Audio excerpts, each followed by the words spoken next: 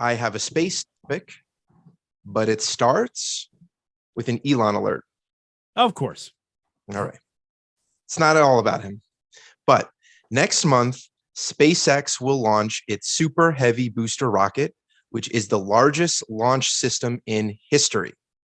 More than double the power of NASA's space launch system that lifted off in November. NASA plans to use SpaceX for its Artemis 3 mission, which will bring astronauts to the moon for the first time in 50 years. This is also, and we've covered this before on the pod, this is also the Starship that Musk plans to use to colonize Mars by 2050, where he wants like 1 million people living there in a permanent civilization. SpaceX is also planning the first ever civilian trip to the moon using the Starship on a mission financed by a Japanese billionaire.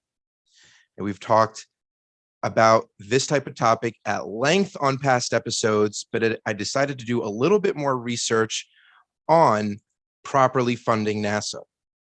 And the risk that we've talked about before that I won't go too deep into, but we can riff on it a little if you want, is that private companies will develop capabilities using taxpayer funds. Eventually, the company, like SpaceX, will outperform the enabling government agency, in this case, NASA, and then wind up selling back the tech or service to the public that already paid for it once, right? These are points that you have made pretty clearly before, Antoine. With the markup. They There don't you sell go, it right? back at cost. Because they'll go back and say, we have to create profitability. Otherwise, how can we be a company? Like what kind of capitalism is that? We have to make a profit. They have ethics, Antoine. Right, exactly. Business ethics. It's the right thing to do. We have to sell it at cost. Otherwise, how do we pay all the people that you taxpayers helped us bring on board? Right? It makes sense to me. So once the private company surpasses the government's capability to operate in something like outer space, it will be near impossible to ever regain that control, right? Once it's out, it's out. And you've brought up the example of like the colonies, right? Once the business interests decided to go against the king, I mean, yeah, that was it. It was really difficult to get back control. In fact, they did not.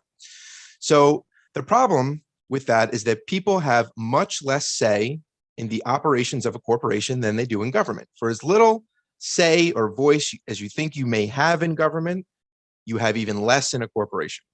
I mean, I don't think there's any other way to put that. In space, no one can hear you vote. There you go. Customer service can't hear you in space. So if the corporation controls something vital to society, the people will experience hardship. I think that's kind of the equation. And you've gone out of your way to drive that one home in previous episodes. So the solution is to properly fund the government agency responsible for this function, which in outer space is NASA. It doesn't mean that SpaceX can't exist. It just won't be running the show.